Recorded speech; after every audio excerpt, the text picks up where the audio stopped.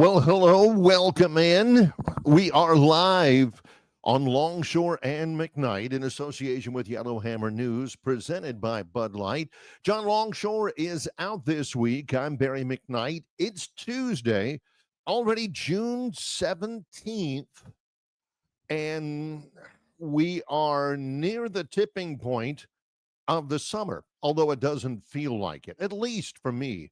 Anyway, you finish the academic year, you get done with some of your baseball games, although college baseball obviously still going on, and then you start getting ready for fall camp in football. At least I do, and that's getting closer. You're starting to feel it. Next month, SEC Media Days, Sunbelt Media Days, and we are back at it. But there is still not just plenty to preview, but plenty of stuff to talk about going on right now. Here's a quick recap in case you didn't stay up for any of it. Last night, Jalen Williams, I'm not sure I was a big believer in Jalen Williams. He plays for the Oklahoma City Thunder.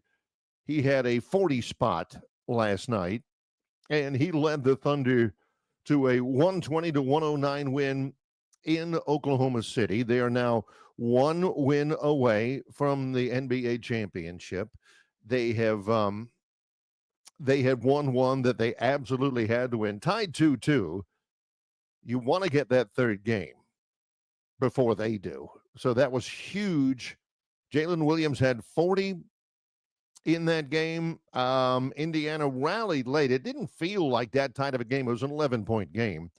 Didn't feel like that type of a game until late. They'll play again in Indiana, and that one's coming up day after tomorrow. That'll be Thursday, ABC, 7:30. I don't know why they wait 2 days, even though there's a travel day built in. Good morning to all of you out there. Great to have you with us. Plainsman Preston, John from Wetumpka. Appreciate all of you. We have our regularly scheduled guest today, Brian Matthews from auburnsports.com, Travis Reier, who covers Alabama, the SEC, the NFL, and everything for Reier on YouTube. That comes up a little bit later on. Special guests coming up later in the week.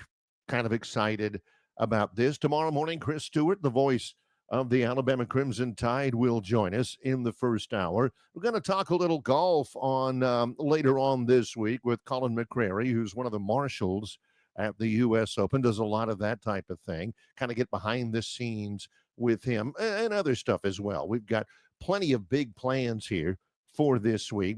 In college baseball, in case you fell asleep and didn't see the final of last night's second game of two in the College World Series, that's because there was not a final in the second game of two in the College World Series. LSU was playing UCLA in a winner's bracket game, and they had a couple of rain delays, and finally they just banged it, middle of the fourth inning, and they went ahead and called it. They'll play again this morning at 10 o'clock. So it's kind of a busy day today in college baseball. Oregon State and Louisville play a little bit later on today, and tonight it's Arkansas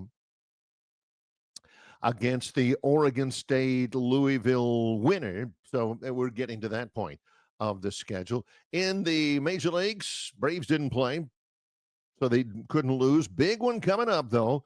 Big series for the Braves. They're at home starting tonight against the first place New York Mets this evening, about 6:30-ish or so. Yeah, 6:15 start time on that one. Braves open the day as it stands right now. Well, 13 games back. It's true. It's basically a two-team race in the East. The Mets on top and the Phillies 2 games back. Braves in third, 13 games back. There's a little bit of a recap of exactly what went on in sports. I watched yesterday, and this was probably, to me, the second biggest thing in sports yesterday, although for a lot of people it was not. I watched yesterday and listened to a good bit of it. It was a 2 o'clock game I was at work. I watched Murray State take on Arkansas in the 1 o'clock game yesterday, and I was rooting for Murray State. I always like the underdog. Arkansas was the 3 seed, and I, at one point, was the odds-on favorite to win the College World Series. Super talented. Murray State has a pitcher that started the game for them that I know, played at Troy last year and was hurt and transferred out. He was the starting pitcher for Murray State. His name's Isaac Silva, so I was really kind of rooting for him, and he pitched well. Murray State only gave up 3 runs. The problem was Arkansas starter Gage Wood, a right-hander from Batesville, Arkansas. Well, he threw a no-hitter. Only the third no-hitter in the history of the College World Series, and the first one since 1960. He came one pitch away from a perfect game. Bottom of the 8th inning, he threw a breaking ball and hit a right-handed hitter on the elbow pad. I mean, just barely glanced, that much away from a perfect game, and there had never been one of those in the College World Series. So he was dominant, and that's what you see as kind of the biggest difference between the elite teams in college baseball, and really the elite teams in high school baseball, is the depth of pitching.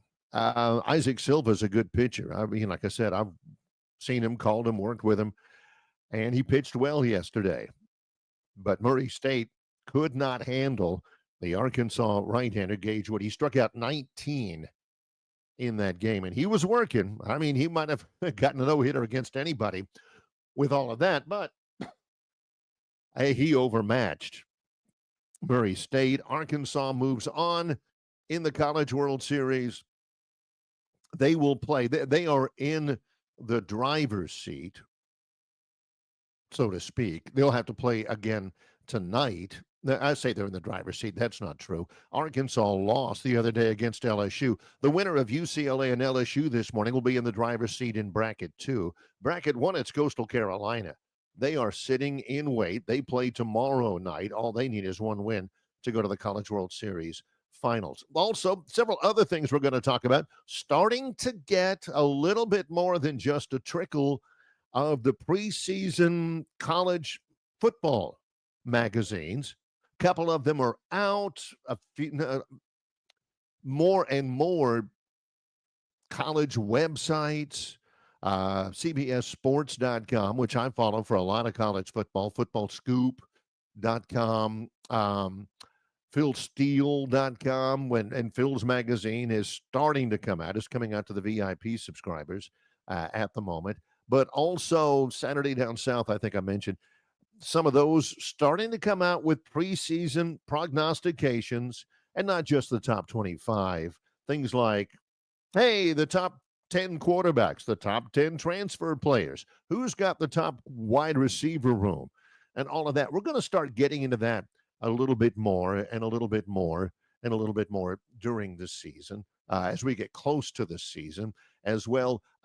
Yellowhammer News, appreciate all of the viewers there, appreciate all of the support there. We get a great deal of exposure from Yellowhammer News, and we're appreciative of that. Meanwhile, at AL.com, well, they don't have any preseason prognostications. Well, they do. 5 most important Alabama football assistant coaches for 2025. Also, they are littered with things like LA Dodgers All-Star Game gear just released on Fanatics. That's a story. New York Yankees All-Star Game collection now available on Fanatics. What was the other one that I thought? Oh, yeah, Pacers Thunder, how to watch the NBA Finals on TV.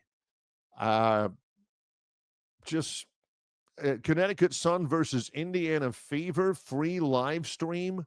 Yankees Angels, free live stream. It's supposed to be a news outlet, right? It's just you've got to make up your mind that, by gosh, you're going to read about sports somehow, some way, despite all of the stuff, the goofy stuff. Hey, how to watch the Viva Mexico 250 free live stream? I ask you. The other thing I watched yesterday, I mean, I was at work. I probably shouldn't admit this, but I wasn't fully engaged. I was, checking on the College World Series game, the Arkansas game. I was listening to a good bit of that right after lunch and watched some of it at the very end. But I was also watching this. I've told you before, my brother Mike, who is a published author, he wrote for Sports Illustrated for many, many years, a feature writer for Sports Illustrated back at or near their heyday.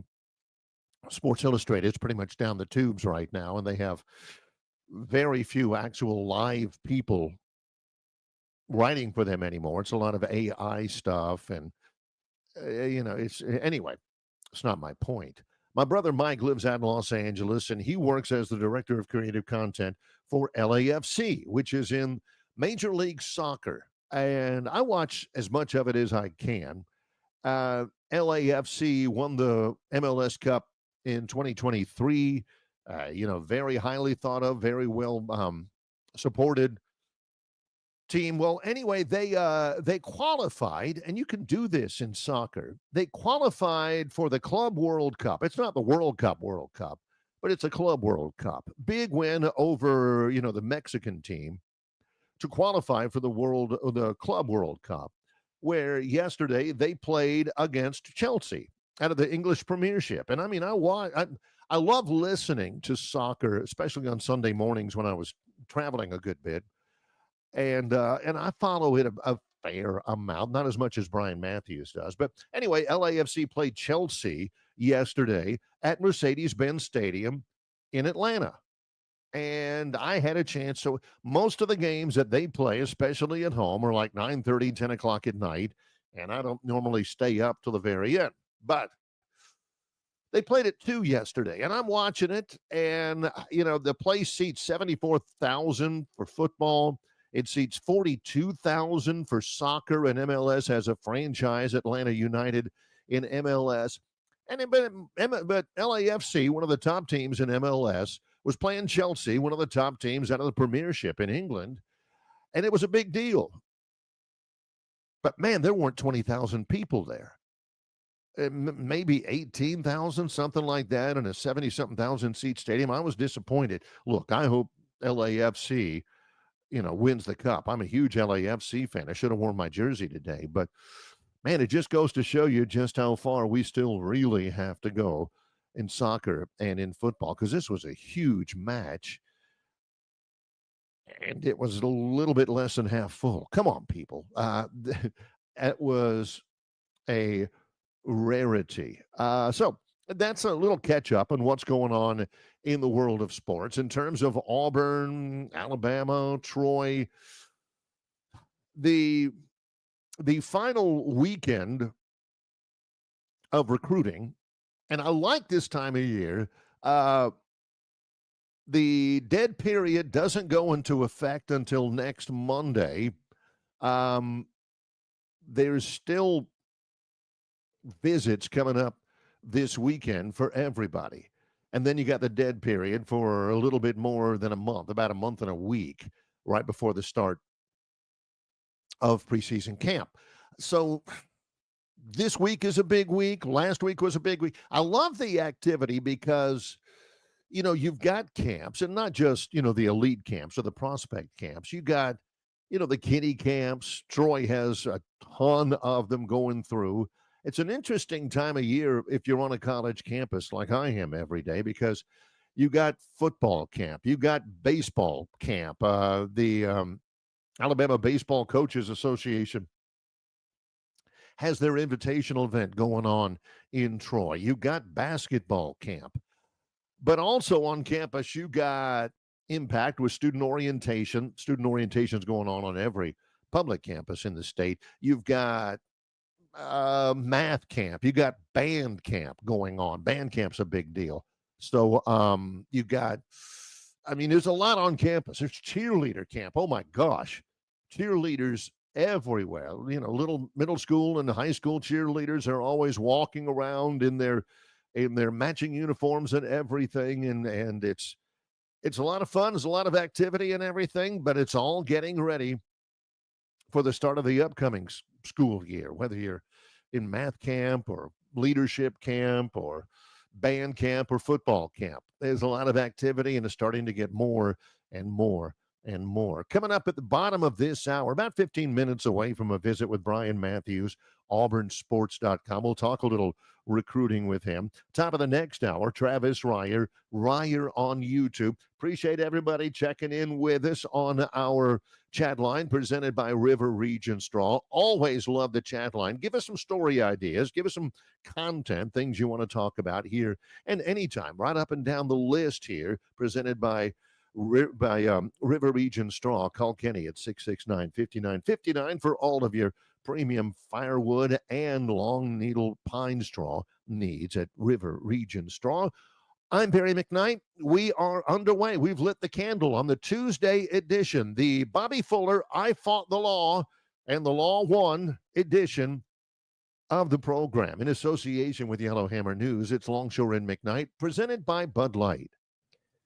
Spring into savings at Stivers Ford in Montgomery, America's best-selling truck, the F-150. You can get every new 2024 at 2.9% APR for 72 months. How about an F-150 Lightning up to $15,000 off plus 0% for 75 months?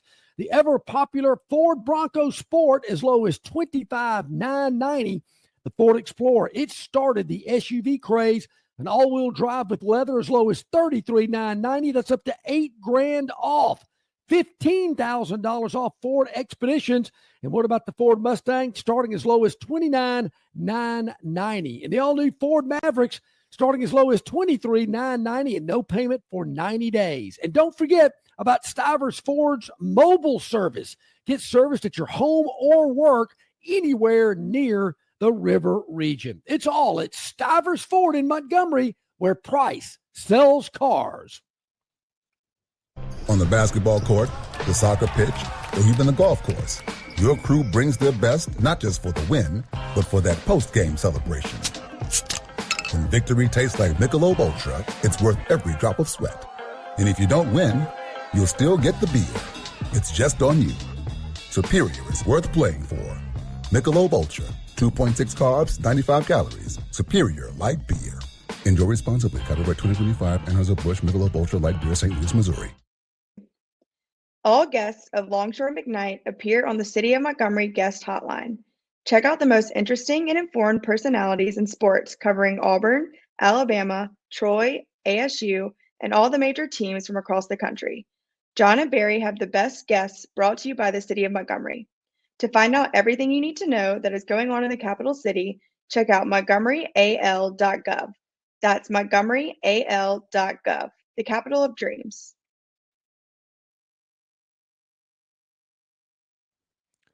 It's the Tuesday show, episode number 205. This is the I Fought the Law episode from the Bobby Fuller 4. I think it was redone by like John Cougar Mellencamp or somebody.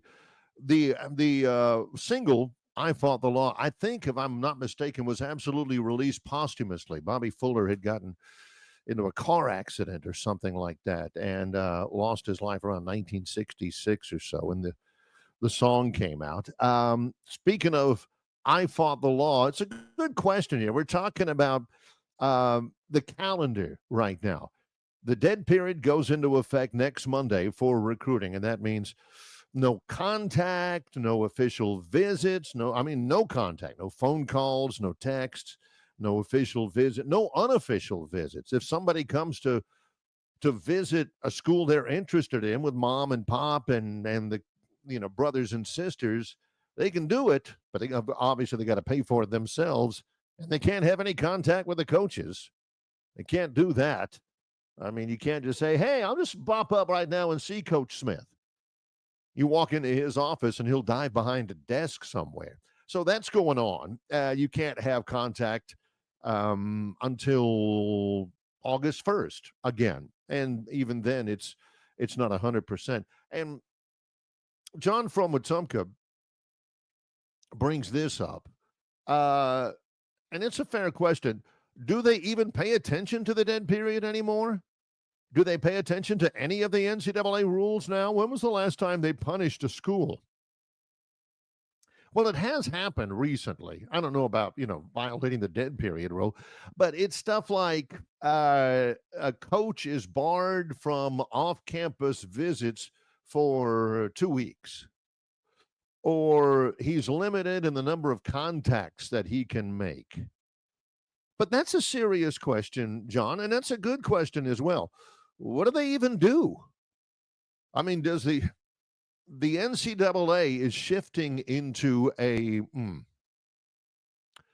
clearinghouse mode. They're shifting into an accounting mode.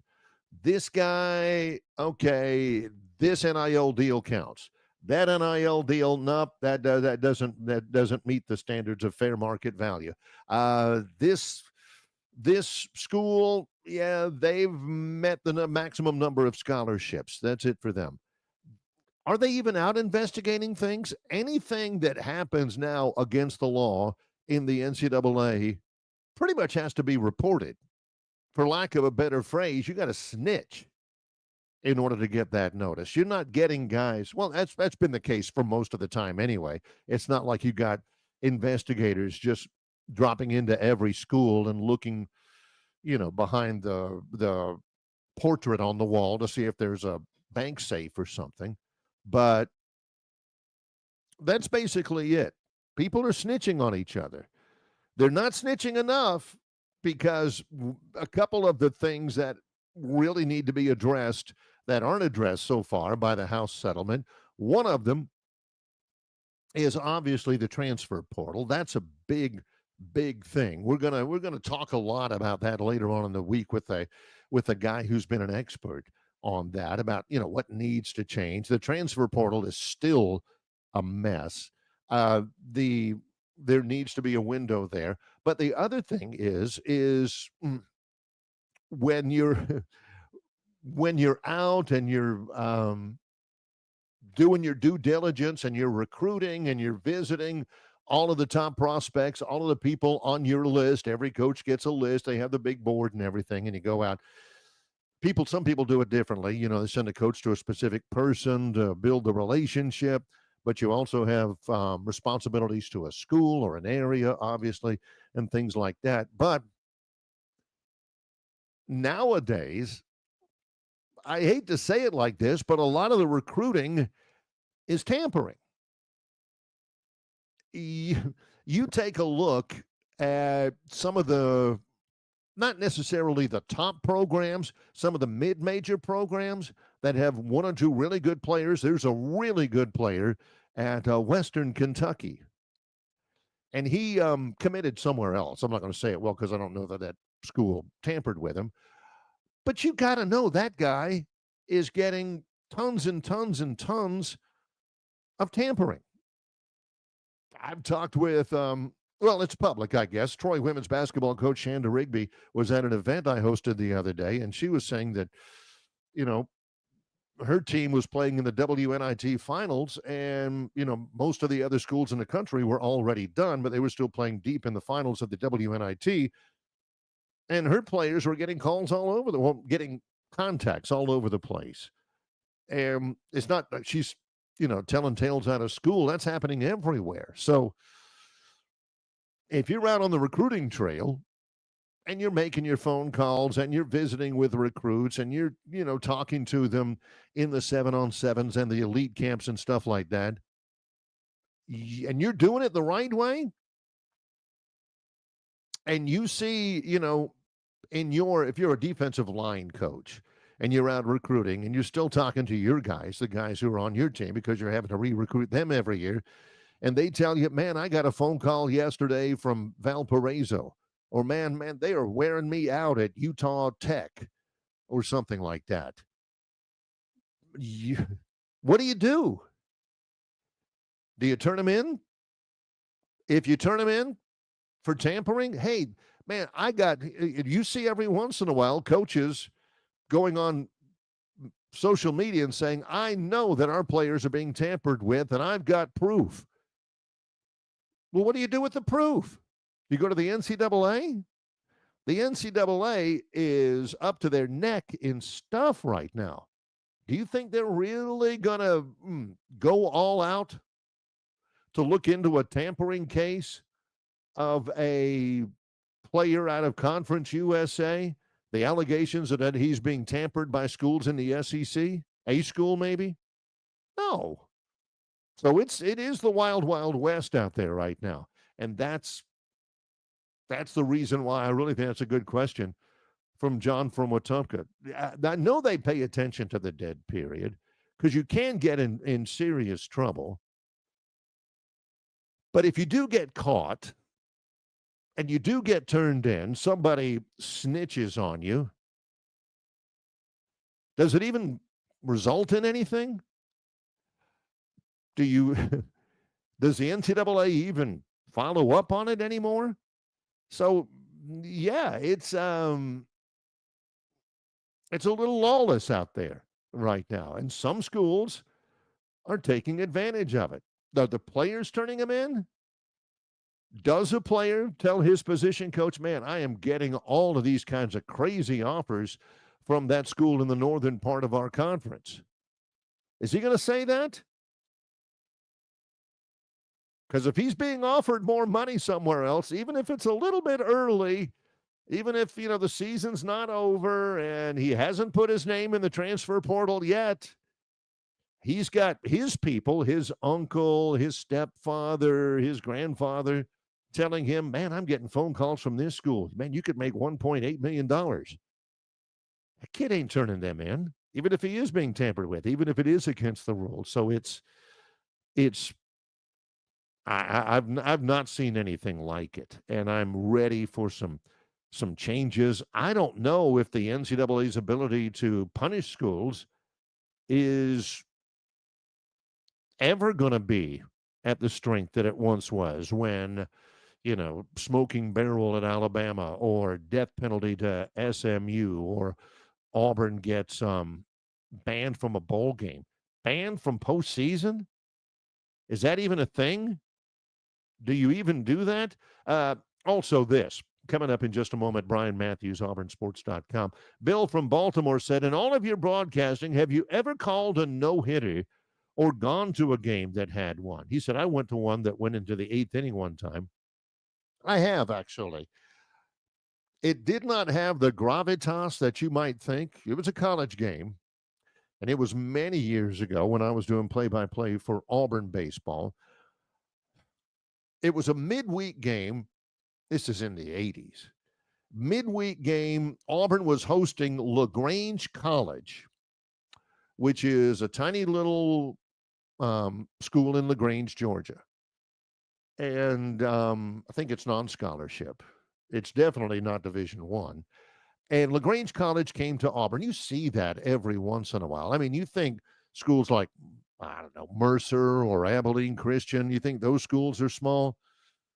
You can have a couple of games against non-Division I in basketball, baseball. And anyway, LaGrange College, Auburn had a pitcher named Jason Johnson, who's a Facebook friend of mine even still. This is 30-something years ago. He's a high school coach in Pennsylvania, which is his home state. He threw I want to say it was a perfect game against LaGrange College. LaGrange College, thing I remember about it, perfect game. And I remember they had a little center fielder at LaGrange. He was 5'5", and he was from Hiroshima, Japan. And, great little kid and everything. That's the reason why I remember is because it's Hiroshima, where they dropped the bomb and all. And they did not even come close to getting a hit or getting on base.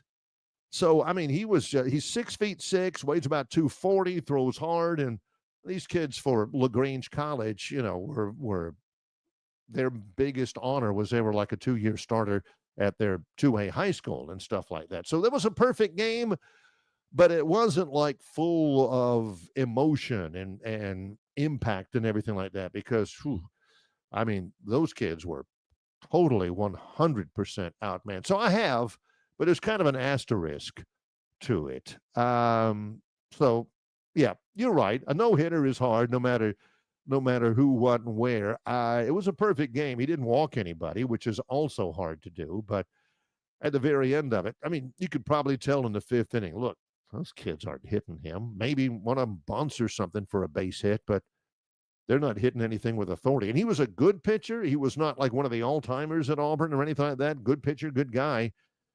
But that was a little bit of a wah, wah, wah, wah kind of a moment, because that was not much of a challenge for him. When we come back, we'll talk Auburn with Brian Matthews, auburnsports.com. He'll join us as we roll on with the Tuesday show in association with Yellowhammer News.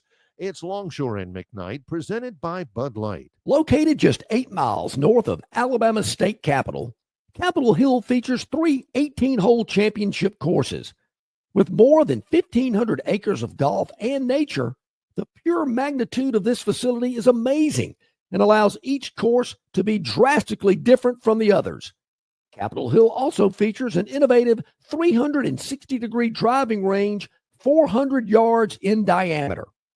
Capitol Hill offers a fully stocked pro shop with the latest equipment and apparel. Great food and beverages in the clubhouse can be enjoyed both before and after your round. Get your group together and hit the trail. Go to rtjgolf.com/Capitol Hill for tee times and more information.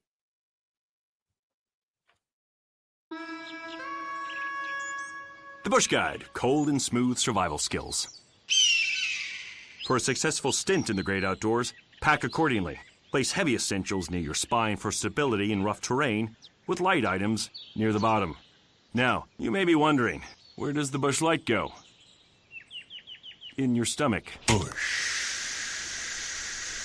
Head for the mountains. Enjoy responsibly. Copyright 2023, Anheuser-Busch, Bush Light Beer, St. Louis, Missouri. Dixie Electric Plumbing and Air rallies for you. No matter the problem, Dixie will tackle it. Their licensed and trusted electricians, plumbers, air and garage door technicians are ready to win for you. From toilets to garbage disposals, circuit breakers to HVAC systems, Dixie never fumbles. Don't throw away your hard-earned money on second-string contracting companies. Score big with Dixie. After all, they are your biggest fan. Visit calldixie.com or dial them up locally at 262-2946. Great to have you along with us. Glad to have all the support we do. It's, again, show number 205 of Longshore and McKnight, presented by Bud Light, and so many different platforms. Whenever we first started this, I wasn't sure of all of the different media upon which we would be. Of course, YouTube, you can, check us out, Longshore McKnight, our channel, including old shows, old clips, if you want to revisit something. Yellowhammer News, yellowhammernews.com, Spotify, you can listen to the show. You can listen and watch it anytime on loop throughout the day on YouTube. Of course, a lot of clips, a lot of content on social media as well. Brian Matthews joins us. He's from auburnsports.com. John is off this week, and Brian gets a chance to talk with just me. Let's see how much he agrees with me after all of this Longshore love fest over the last little bit. Yeah, it was all just made up, yeah. How are things? What's going on now that baseball season's over? The athletic calendar is over, but it's really not, is it, Brian? No, you still got recruiting going on. Had a bunch of visitors this past weekend, and still transfer stuff going on, baseball wise, softball wise. So still some things to keep up with, and of course we're doing the usual off season. Hey, let's talk about football because it's up next. Recruiting, as of right now, you've got Auburn's got one more week before the dead period, right? First of all, how do they utilize last week? Was there any major inroads or gains there? And what does the final week before the dead period look like? Well, they're actually, for the most part, done. They scheduled all their official visits the first, 4 or 5 weekends of this period. So they wrapped up official visits this past weekend. They wrapped up camps this past weekend.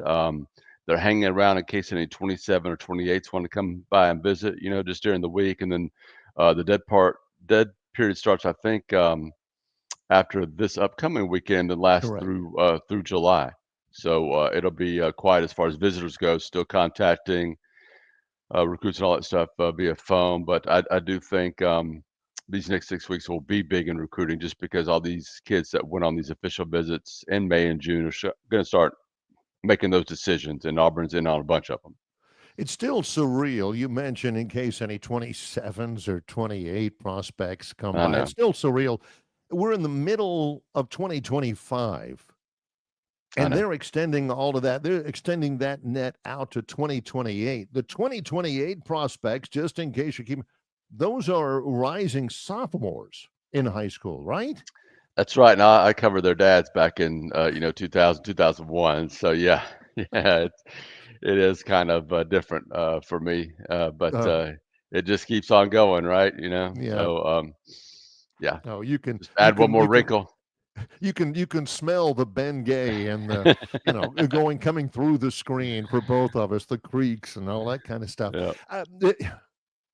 Do you remember, just anecdotal stuff? Do you remember ever covering this and seeing a guy like an offer or I guess a visit for a rising sophomore, and you're looking and you're thinking, boy, this kid really has a chance, and it panned out? I mean, how early do you remember ever identifying some of these kids and boy, this kid's something, Oh yeah. and you were I right? mean, even recently, a guy like Ryan Williams went to Alabama. You could tell early on he was a superstar. Same with Cam Coleman at Auburn.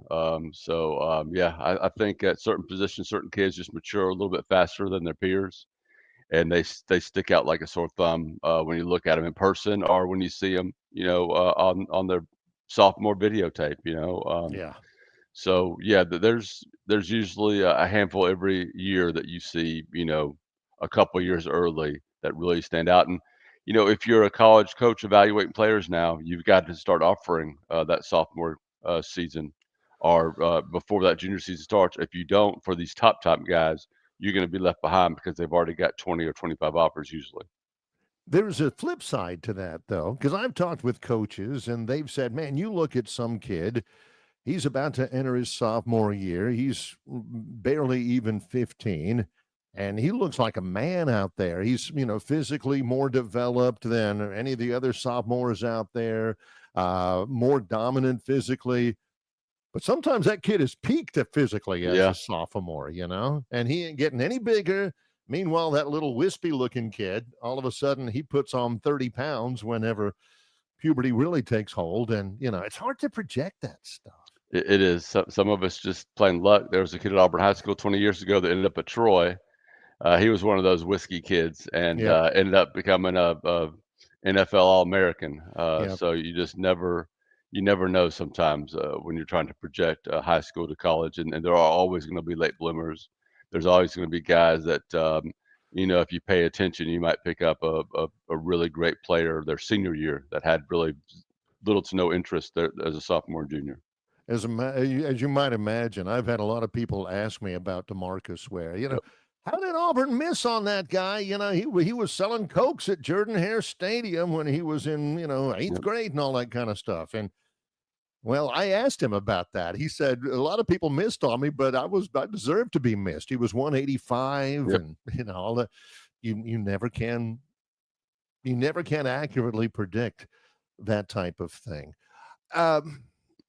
Are you satisfied with, this is a loaded question, are you satisfied with at least the start being made with the House settlement and kind of getting some guidelines down? I think I'm noticing here there's about 3 lawsuits filed a day, since that's the Yeah. average, I think, post House settlement.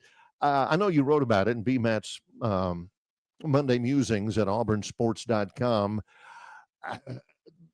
How much faith do you have in all of that as it stands right now? Well, I don't necessarily think it's going to hold up because of those lawsuits and everything else, but I do think there's some good in it.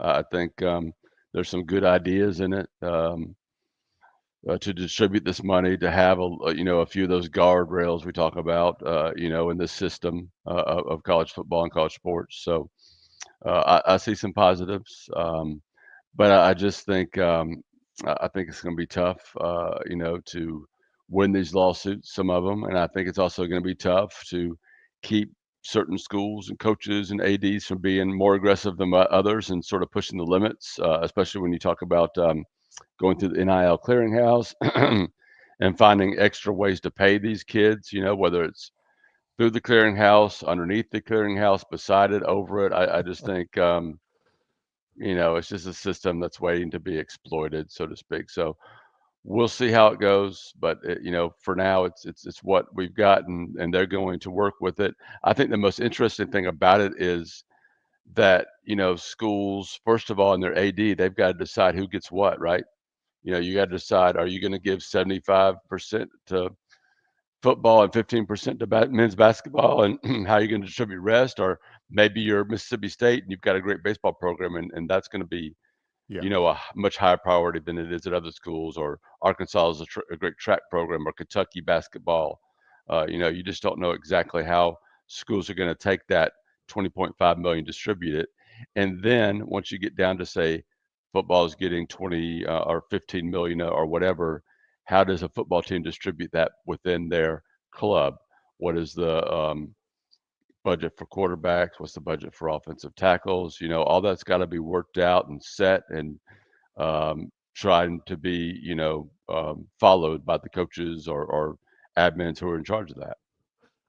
And the players, I would imagine, when all this comes down and that money is being set for specifically for the football players, in that locker room, the players are going to know how much the school is paying that guy and how much the school is paying this guy. Well, that guy just lost his starting job to me 2 weeks ago, and he's making that much more than I am. That has a tendency to be divisive. It can be. I think a lot of schools, at least starting out, are trying to, hey, this is the budget for the wide receiver room. We're going to pay all our scholarship wide receivers this. Don't know if that's going to work, right? Necessarily, or I doubt it works with quarterbacks for sure, because they seem to really want that premium, especially the 5-star types. But I think that's how they're going to try, because you do need that spirit, esprit de corps on a football team, right? You need everybody pulling together. You got 85 guys or whatever the limit is now, 100 and something.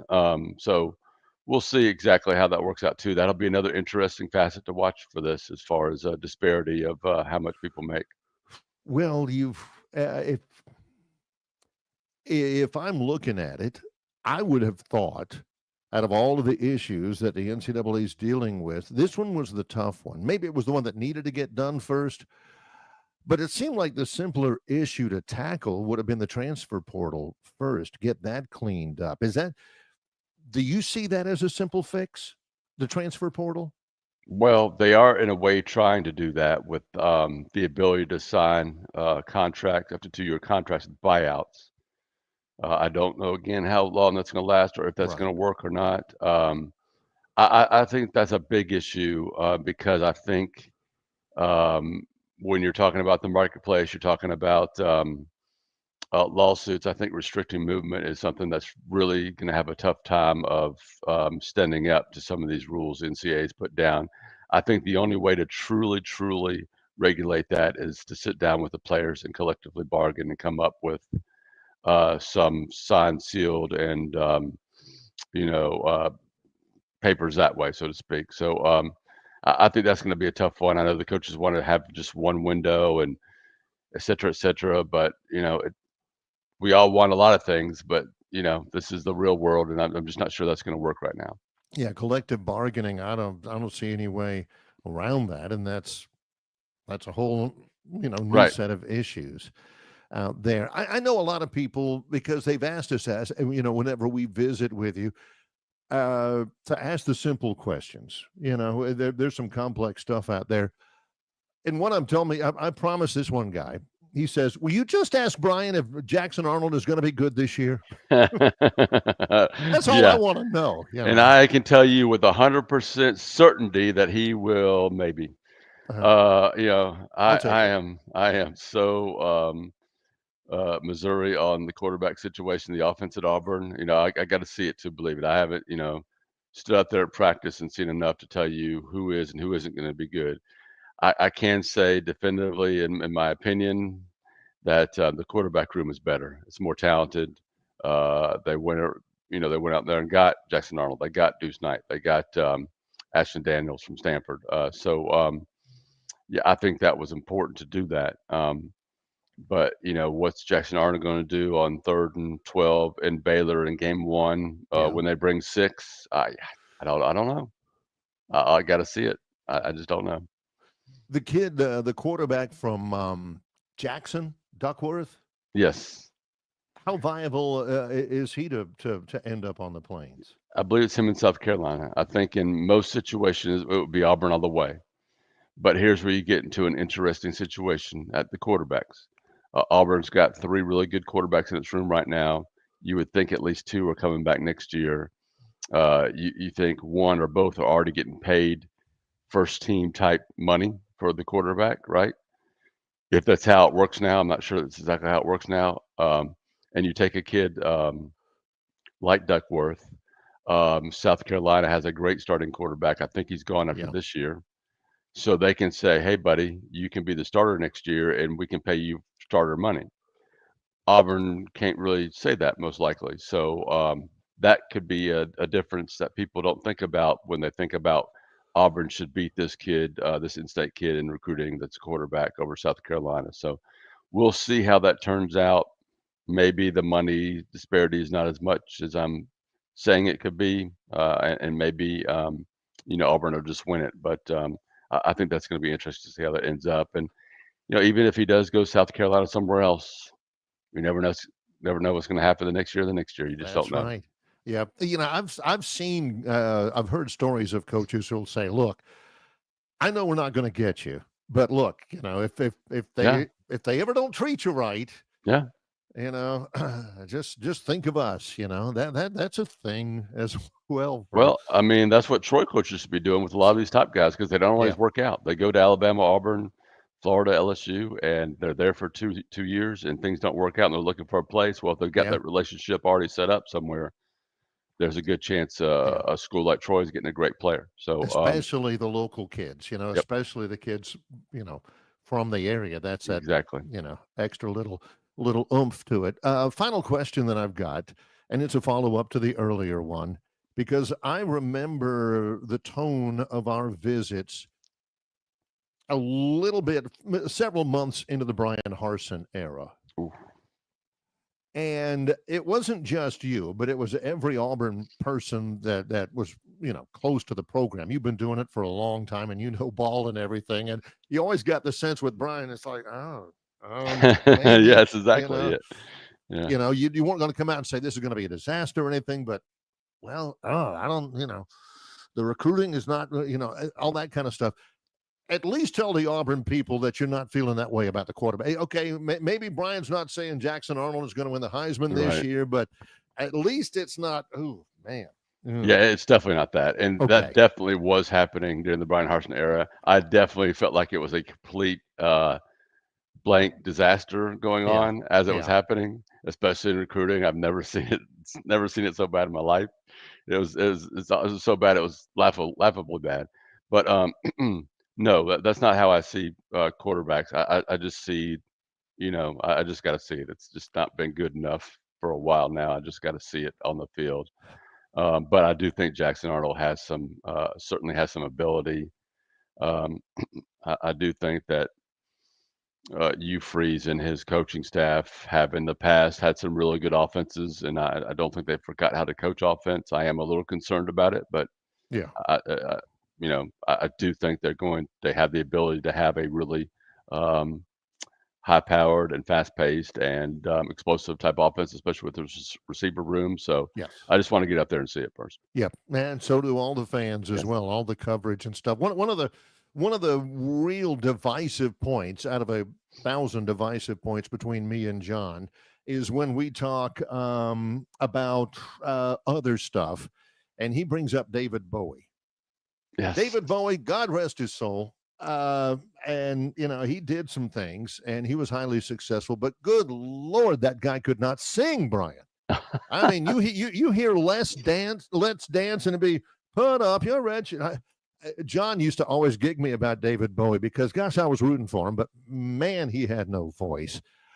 He was featured, however, in his great credit. He's in the Rock and Roll Hall of Fame, and he's featured in BMAT's Monday Musings at auburnsports.com in this week's musical journey. David Bowie. Yep.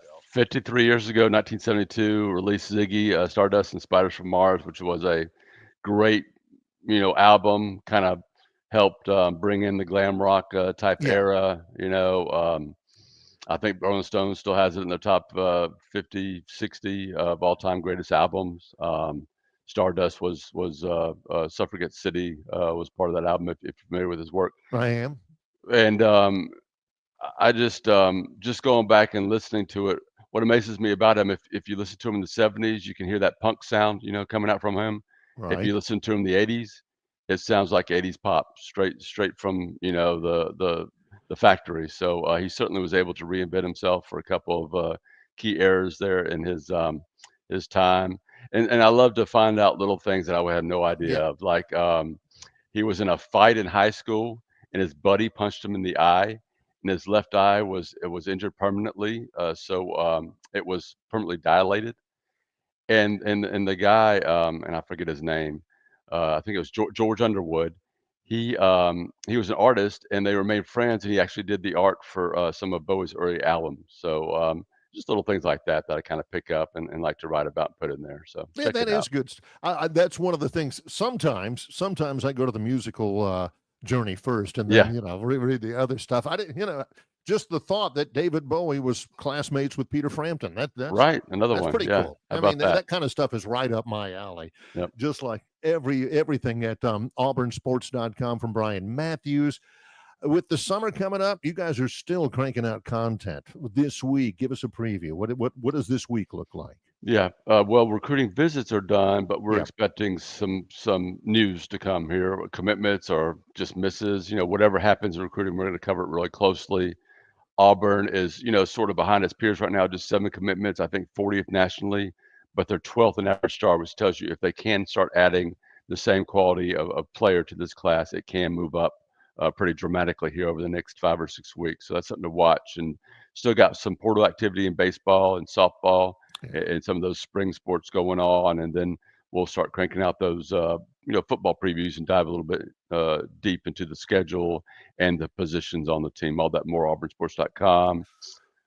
Socials be mad at you and give Uncle Keith's Red Sauce a try. Sponsored by Monday Musings, delicious homegrown. Publix, Piggly Wiggly, Renfro's, and State BMAT 15 get you 15% off the online order. In a weird sort of contrast and comparison, Peter Frampton and David Bowie knew each other before they hit it big. Brian Matthews knew about Uncle Keith's Red Sauce before they both hit it big. So that's right. That's something else. This is heartfelt from Brian on that. It really is, and it's homegrown too. And I like to support businesses from the state of Alabama. Yep. Always a pleasure, Brian. Thanks so much for the time. Appreciate you, Barry. Take care. Brian Matthews, auburnsports.com joins us. Lots more still to come, including a visit with Travis Reier at the top of the hour as we roll on the Tuesday show. John is off all week. I'm Barry McKnight.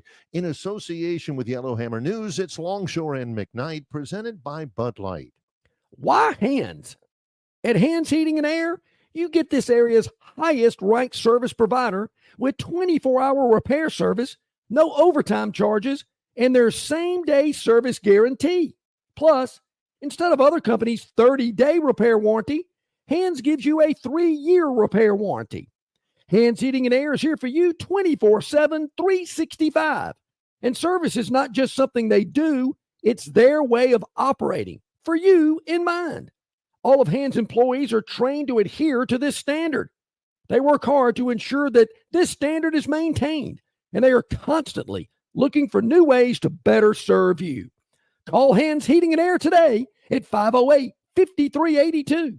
That's 508-5382, or find them on the web at 834hands.com. It doesn't matter if you're running drills at the park, playing pickup on a Saturday, or sinking the final putt. When you compete with your friends with Michelob Ultra on the line, competition isn't that friendly. The trash talk, next level, and the stakes, oh, those are crystal clear. With only 95 calories and superior smooth taste, it's the ultimate trophy. Superior is worth playing for. Michelob Ultra, superior light beer. Enjoy responsibly. Copyright 2025, Anheuser-Busch Michelob Ultra Light Beer, St. Louis, Missouri. Phoenix Physical Therapy is ready to help patients recover, recharge, and rise. They develop a customized therapy plan for each patient to get them back to enjoying their favorite activities. Their experienced team is committed to providing exceptional care in a professional environment. Whether you're looking to prevent or treat an injury, recover from a recent illness, or recuperate from surgery, schedule an appointment with our clinic and take advantage of our physical therapy, athletic training, workers' comp, and employer solutions service. Experience elevated physical therapy today. Call Phoenix Physical Therapy at 239-9316. That's 239-9316.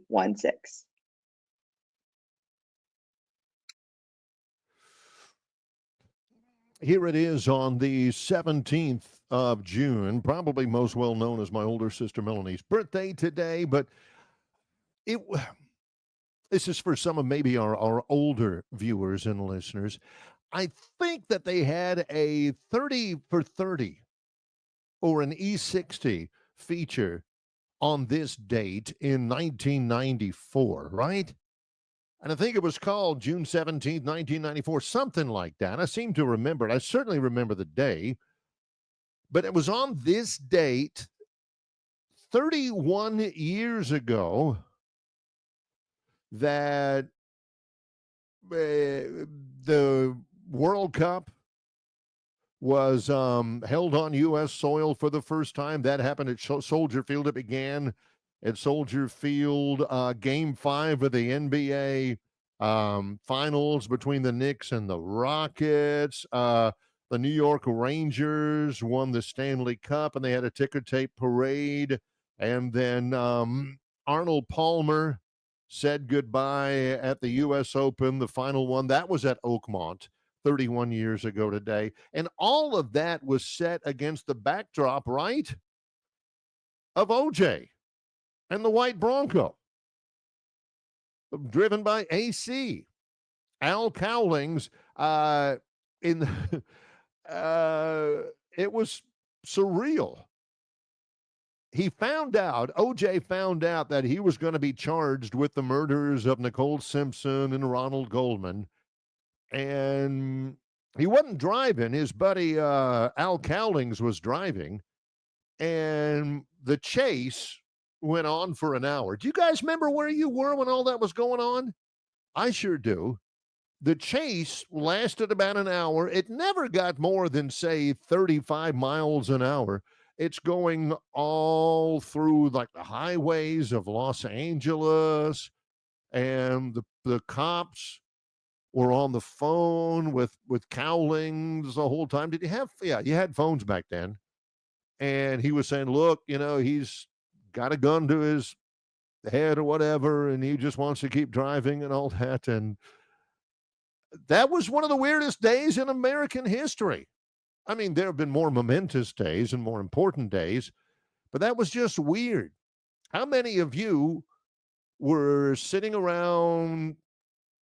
It was a weekend, I believe, and just watching. I know it was a weekend because I was away from home, and just watching this white Bronco just drive down the street. And you had what looked like about 40 police cars, lights flashing, just following him. Just going on. That was 31 years ago.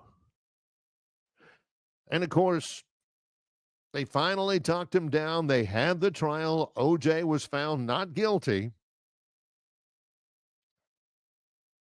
But I think he did it. He is no longer with us. I'm not sure AC is no longer with us. But that was June 17th. 1994. That was I know they did an ESPN feature on it. I can't remember what it was called or whether it's a 30 for 30 or E60 or something like that. I remember it really well because it was my sister's birthday, and I'm thinking, holy smokes, OJ's going to kill. Shouldn't say it like OJ's going to kill himself on live TV. OJ Simpson, 2003-yard rusher in what it was 1973. Nordberg on the Police Academy or the Police Story or whatever it was. Naked Gun. That was surreal. And it was going on in slow motion. It wasn't like, he was jumping off a building or off a bridge or something like that. He was just going slow, and they cleared off all the interstates or all the whatever the roads were, the state roads. And it was just him, followed by 40 cop cars going 35 miles an hour. And do you remember? They'd go under the overpasses real slow, and you had people by that point who knew what was going on. They were up on the overpasses saying "Free OJ," and they had banners and stuff like that. They're rooting on OJ, and it was just weird. Very surreal. Curtis said not guilty was one of the worst moments in our justice system. That's what I remember. I mean, I remember watching it, but to be honest, yeah, Curtis, that's also true. Whatever happened to the dude that stayed in the little house? Cato Kalin? Yeah. I remember where I was when the verdict came out. I don't necessarily remember where I was when the chase was going on, except I was watching it, but not fully engaged in it. But I remember where I was when the verdict came down. I was inside McDonald's on Gay Street, right across from the Auburn campus, eating lunch. That was a middle of the day thing. And I don't know that it happens at a lot of McDonald's, but they had a TV there inside the McDonald's. I guess you could eat your quarter pounder in between classes and watch TV and all that. And I was eating at McDonald's right across from the Auburn campus, and they said not guilty. And I mean, there were people in McDonald's. McDonald's was packed because everybody was coming in to eat, and nobody was leaving because they knew the verdict was going on. And I mean, it looked as though, somebody won a national championship or something out there. I mean, everybody was cheering. I was like, I know there were probably places where they're like, oh my gosh, that's a travesty of justice and all that. But I mean, people in the McDonald's in Auburn were hugging each other, and oh my God, it was emotional. I thought it's one of the more surreal moments I've ever had in a McDonald's in my life. So on this date, 31 years ago, O.J. Simpson, Al Cowlings captivated the nation by driving 35 miles an hour on an LA freeway, which, believe me, doesn't happen very often. Well, we're at the top of the hour. Travis Reier is with us here. Reier on YouTube with his regularly scheduled visit. Do you remember where you were when the white Bronco was meandering down the LA freeway, Travis? Yeah, I lived in an awful bachelor pad with 3 other guys. And it was the kind of setup where we had a pool table in the dining room instead of a dining room table. I think we had one window shaker AC, which was brutal this time of year. Oh my God. Yeah, 4 recliners. That was your living room setup. We had individual recliners. Everybody had their own recliner. But no, it was back in the day when you would set an alarm and you could have it where the radio would be the alarm clock instead of the, I just hated that. So I had it set to the radio. And so when I woke up that morning, and I probably had the alarm set for a weekday at about 9:30 back then, that's what I remember hearing from overnight, right? Wow. And that's kind of how it started, that whole experience for me. And then, just sitting in that bachelor pad with those awful buddies and watching the coverage live. You said, it was absolutely surreal. Probably 4 recliners with 4 TV trays, one beside each. And instead of like a kitchen garbage can, we had like a 50-gallon drum or something in there, So everything for the week would just go in that one can, and you drag it out the street, and then drag it back into the kitchen. Yeah, it was a real nice setup. I met my wife during that period. I got to tell you, I don't know how she you knew she was a keeper. I mean, she hung around through all that. So, well, I did want to get into recruiting. I'm just kidding. Yeah, I did want to see. We were talking with a guest a little while ago about how because the college football recruiting now, with the dead period coming up, they're starting to spend a little bit of time with the 2028 prospects, right?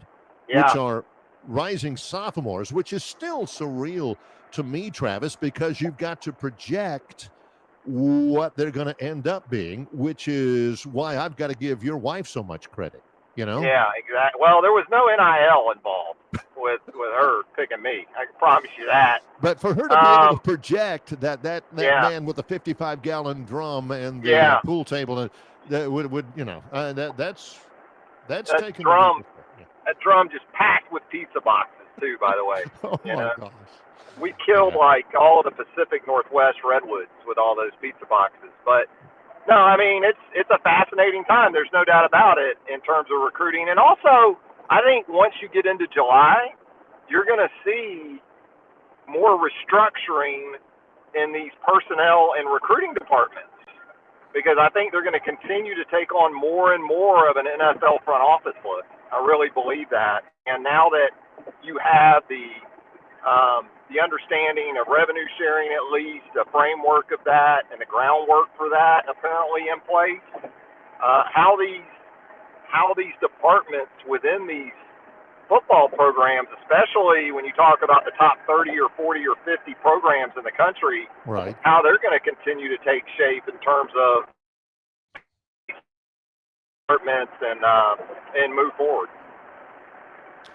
I'm wondering about this with the House settlement and everything. Athletic departments are going to take a real strong look. Virtually all of the free cash that they've got out there, all of the money that they're still looking to allocate in their upcoming budgets, the vast majority of that is going to go to player salaries and, like you're talking about, amping the recruiting framework and everything. It may not be the most stable time in the world to be working in the athletics mailroom or being the assistant cook in the or you know, an associate secretary or something like that, because those staff may go away in favor of, you know, player salaries and recruiting budgets. What had happened before all this was you had seen more of stuff that had been outsourced or kind of contracted, like at Alabama. You know, they built like a $14 million nutrition center, which is basically a high-end training table, or what was called a training table back in the day. Before that, you know, local restaurants were being used to sort of cater in everything. Right. You know, like they would outsource all of that. So it kind of makes you wonder how that's going to be impacted. I don't know. I think for, again, the top 30 to 50 programs, I think they're still going to be okay. I think what's going to happen, too, is I think you're going to see these athletic departments get every ounce of off-the-field value that they can get out of these guys and gals that certainly have that sort of juice with the fan base, right? I think you're going to see kind of these off-season events where the basketball coach and the football coach would appear. Well, now I think you're going to start seeing players, you know, summoned to attend those and help produce that additional fundraising that they're going to be looking at. Yeah, you're going to get a share of this, but guess what? And I know coaches probably don't like this because it's going to be more time that is put on the plate of the guys that they're trying to keep in that vacuum or traditionally have. I think there's going to be more ask to these student athletes to help provide, you know, that energy that they need to raise the additional funds they're going to be looking to raise. I think that's a good point. I think some schools are already starting. They're already doing it to do that kind of thing. I know that happened at Troy at a fundraiser they had last week. That's something to look out for as well. I'm starting to see more and more pieces being done during the off season, kind of feature pieces.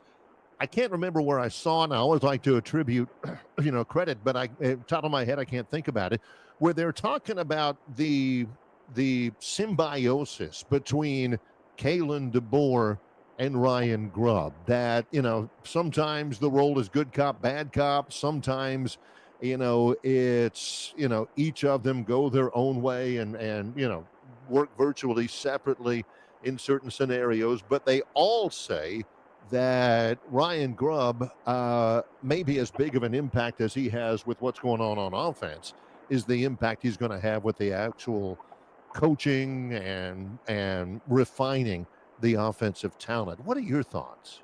Well, when I think of Ryan Grubb, I think about accountability maybe being different this year. I'm left to wonder, what if Ryan Grubb had been the offensive coordinator and quarterbacks coach last year, and you saw some of those issues with Jalen Milroe down the stretch? How does that get handled maybe with a guy like Ryan Grubb instead of Nick Sheridan and Kalen? It doesn't matter right now, but what you continue to hear is that Grubb is more of that bad cop guy, or at least in terms of accountability. That's going to probably get ratcheted up, I think, with him, and I think they need it, because last year when I watched that team, it felt like kind of the substitute teacher when the regimented, highly disciplined, typical instructor is out. It felt a little substitute teacherish last year after Nick Saban stepped aside. To see how much you could get away with, you know. Yeah, and I felt like too much was just given last year too. New staff coming in. These are guys that are back. Don't want to really ruffle too many feathers. Don't those type of things. No, I think they need that. So if Ryan Grubb brings that this year, I think that'll potentially give them some improvement even before we talk about his acumen as a play caller. And those type of things. Yeah, the other takeaway I had from it, besides the, very close, almost, spiritual connection those two have in playing off of each other and feeding off of each other. The other part that I got out of some of the feature stuff is just the accountability, anecdotes from some of the players when he was coaching NAIA ball. And, one of the wide receivers at the little school where he started, had like 2 or 3 touchdowns that day, but he got called out bad in film because he was playing weak side and he'd missed his block. He didn't go after his block, and he got called out for that more than he got praised for the 2 touchdown catches. That kind of thing. It's like dry rot, Travis. Once that thing starts to get in, it's hard to get out. Yeah, and I think it's probably a really good thing that they were able. We'll see. I mean, the proof will be in the pudding. But yeah, you let that go for a year or two, and boy, by 3 or 4, it becomes a very, very tenuous situation. And who knows? Maybe there'll be a 9-4 team again this year, even with Ryan Grubb. But I think initially the impression is, from an accountability standpoint, a guy like Jamarcus Shepard, if he has a problem with a wide receiver, Ryan Grubb's going to shoot straight on top of that as the coordinator. And there's going to be a respectability there, a respect level there that's going to resonate. And not just with that position or even just on that side of the ball. It's something that can impact you positively throughout your team. And so that'll be interesting to see this year to see if it really does have that kind of impact. A couple of other things that I had notated down earlier in the week to ask you about. One of them had to do with, again, some of the preseason stuff is starting to seep in that we're hearing left and right. One of the projections had Alabama as one of the top 2 offensive lines in the nation. Name some names and whether or not you feel that's justified. Well, I think when you return Parker Brailsford and Caden Proctor, I mean, that's going to be kind of the expectation. And, Jaden Roberts is back at a guard. You got Gino Vandermark's played some football at the other guard. They made some nice additions, too, in the offseason via the transfer portal to increase Cam Newberry, kind of the competition ramp up there at some of those other spots as well. Now, right tackle Wilkin Formby, it looks like, is going to be asked to be that guy. Yeah. He's going to be critical to that. I don't think he has to be DJ Fluker or anybody like that at right tackle, but if he could be just an elevated Drew Davis from some of those very early Saban Alabama teams, that would probably be enough. I think he can be even more than that. I've been a Wilkin Formby fan for a while because saw him in high school just continually self-made in some ways, continue to develop and improve. And so I think he's got that in him. But I think, like a lot of Alabama fans, my initial impression on seeing that was great. And I'll put it on tape. You know, we kind of been hearing this about this Alabama offensive line and the defensive line. I think the lines of scrimmage in general, they're going to be trumpeted as among the best in college football going into the season. Great. Now, you know, put it on tape. That's just, I mean, it's simplistic, I know, but it's kind of where I'm at with both lines of scrimmage for Alabama. You mentioned this, and I had written it down earlier, and I checked it off to follow up on that. You had mentioned that, you know, last year's team maybe, you know, was not as focused as they needed to be. You know, some of the accountability was lacking there. Is it, in your estimation, really important for Alabama football to arrive at the proper math for, you know, the payment dispersals, the paychecks that the players are going to get, as it relates to keeping the locker room happy and preventing, you know, lips poked out or sulking or anything like that? Is that a thing? That's going to be the trick for all of these programs. Yeah. I don't really care who you are. You know, the advantage that Alabama, Georgia, Ohio State, and some of these programs had for so long was the paydays coming in the form of the NFL. And if you follow the path that we've laid out for years now, you're going to have a great chance to sort of realize that end game. Right. You know, I think that certainly still matters to a lot of guys, but with the money being thrown around right now, at least reportedly, who knows really, until we get, you know, and we get into this revenue sharing, then I think we'll have a lot better idea. You know, I think that's going to help the coaches, though. Look, this is what we got. This is our salary cap.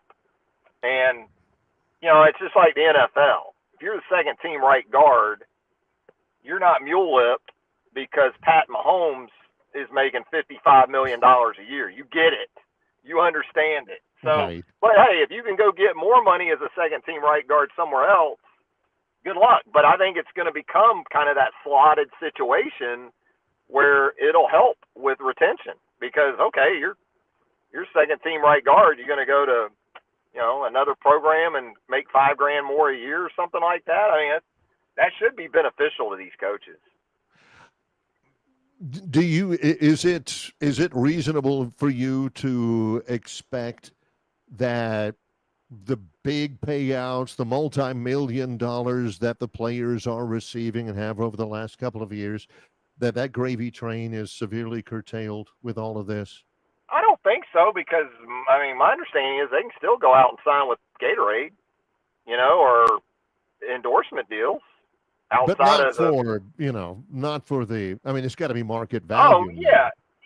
But like a guy like Travis Hunter, you know, Travis Hunter just bought a $4 million house down here. And he's getting nice rookie money. But he probably made $8 to $10 million off the field last year at Colorado. Yeah. So he already had his house paid for before he went number 2 overall. You know, I kind of laughed yesterday. I see these like luxury car dealerships, and you got fringe 2-deep guys buying Maybachs, buying $80,000, $90,000 Mercedes. It's wild. It's crazy. I was like, you know who loves this NIL era is Mercedes-Benz of Tuscaloosa and Mercedes-Benz of Columbus and Mercedes-Benz of Metro Atlanta or whatever. Nick Saban loves it. He's selling more cars with NIL than he ever did before. They're draping the dealerships with black bunting after the settlement was announced. All right, you mentioned the Jags. One quick question: is all of a sudden, I mean, Travis Etienne, is he expendable? You know, is he all of a sudden out of favor at running back for Jacksonville? You know, I know the Jags here recently kind of put a smiley face on that situation, and Liam Cohen talked about, oh no, we love him. He's done everything we've asked and more. Well, you know, it's kind of his job. But yeah, my understanding has been that he isn't sort of the fit that they're looking for, because I think they're going to be more of a true between the tackles run game, first and foremost, physical. That's not really Travis's game. And so I get Liam making those comments because you're also trying to protect his value in case you can move him. And you're not going to come out and say, well, he's just not a good fit for us. We feel like, yeah, I mean, you got to be glowing of him if you're still trying to move him. Now, maybe he'll still be with the Jags, but I don't think in terms of intangibly, and not that he's a bad guy or a bad teammate or any of those things. I think Tank Bigsby, of those two backs, and they drafted two backs too in April, 4th and 7th round, so they didn't go high on him. I think of ETN and Bigsby, I think Bigsby's a better fit in terms of his style and his physicality than ETN is. But, Tank's put the ball on the ground too much too. So, that's not going to work. But, if I were going to say in this offseason of those two, I'd go with Tank. But, it may work out that Travis hangs around and hopefully he does well. But I think stylistically they're looking for a little different deal.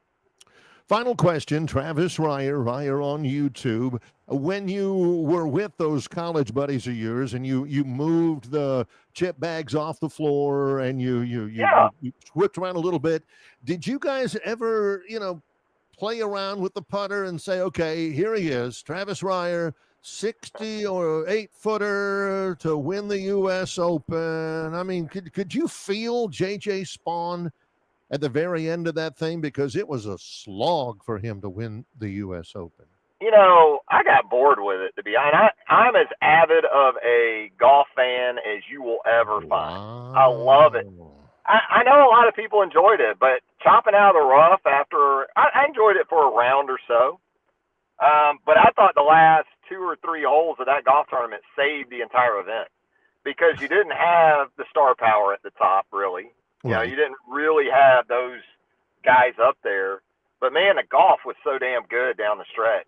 The two final groups, 17 and 18? I think all 4 of them birdied 17, the drivable par 4. Right. And they weren't easy birdies, although, for Spawn, that was really the shot. The tee shot on 17 where he drove it up there about 20 feet for eagle, kind of put him in that position to win it right there. That gave him the lead. But the putt was phenomenal. It's hard not to like J.J. Spawn, former walk-on at San Diego State. Didn't play on the high-profile junior tours as a kid.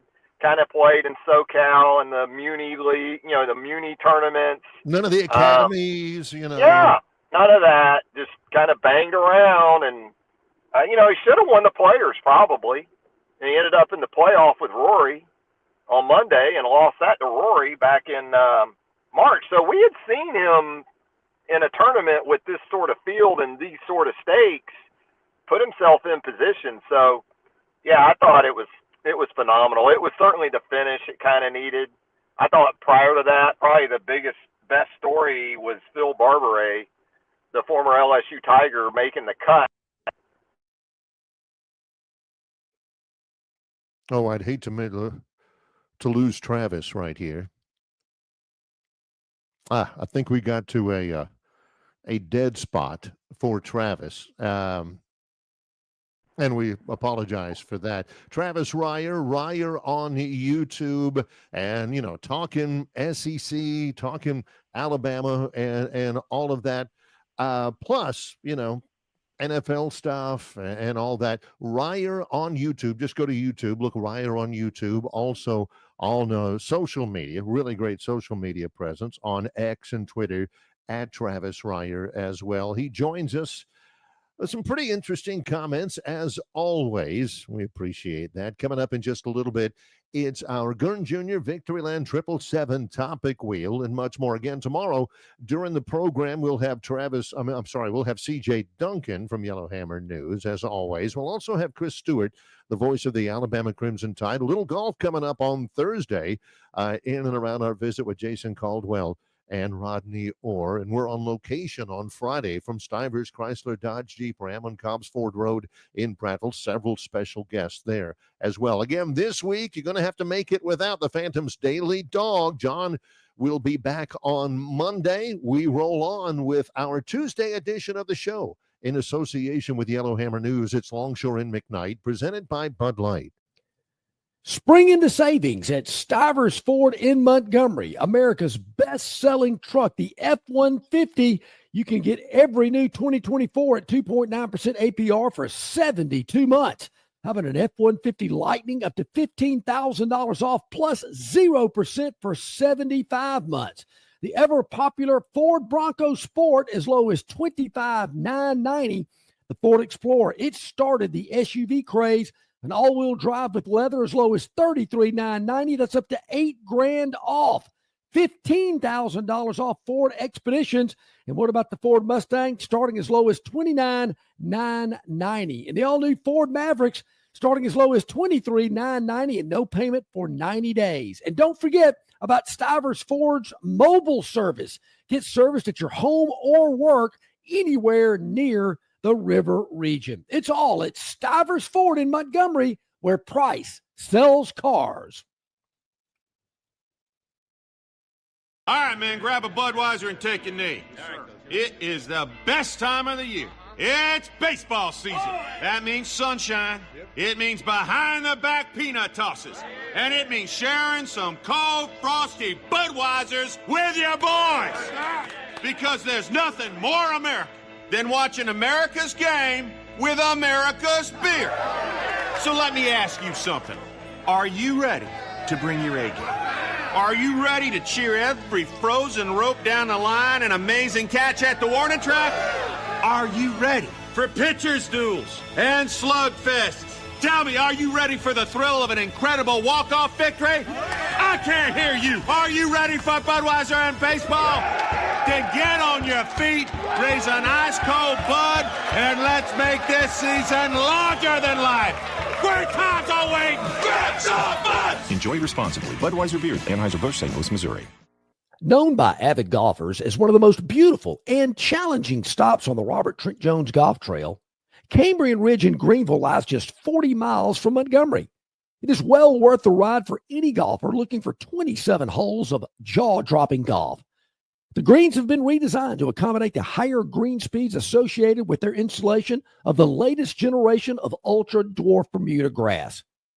Cambrian Ridge offers a fully stocked pro shop with all the latest equipment and apparel.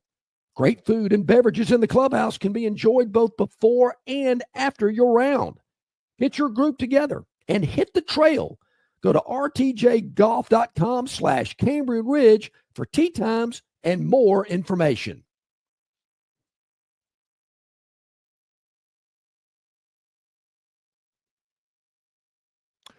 It's Longshore and McKnight, and people always ask this. Where's John? What's he doing? I never know. When he goes in the bunker, he goes in the bunker. Never tells me. He tells me the days he's going to be off. He gives me that real early. But sometimes he's out of the country. Sometimes he's in another part of the country. Sometimes he's just kind of hanging out down near the Gulf of Mexico or America or whatever. In other news, again, we've recapped all of that. Oklahoma City, a win away from the NBA championship. They'll play again on Thursday. Braves didn't play yesterday. Open up a home series starting tonight against the Mets. Time to reel in the Mets a little bit. Let's College World Series. The game last night was rain delayed.